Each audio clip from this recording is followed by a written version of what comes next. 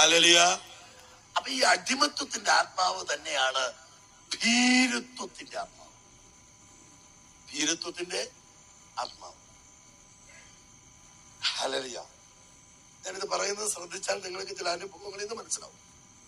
ഒരു വ്യക്തിയിൽ ഭീരുത്വത്തിന്റെ ആത്മാവുണ്ടെന്ന് വിചാരിക്കാം. ഭീരുത്വത്തിന്റെ ആത്മാവുണ്ട്.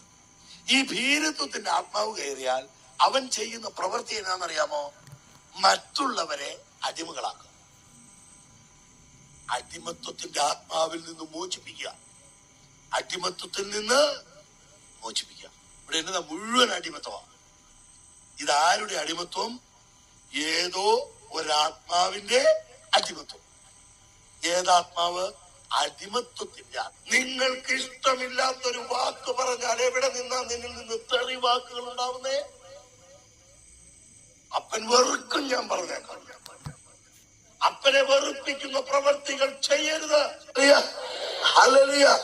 അതുകൊണ്ട് നിങ്ങൾ സന്തോഷിക്കുവിൻ. നിങ്ങളുടെ ക്ഷമാശീലം എല്ലാവരും അറിയട്ടെ. നമ്മൾ ക്ഷമിക്കുന്നവരായിരിക്കണം. അത് നമ്മുടെ മുഖമുദ്ര. സീവൻ മക്കളുടെ മുഖമുദ്ര ക്ഷമയാ. Hallelujah, hallelujah.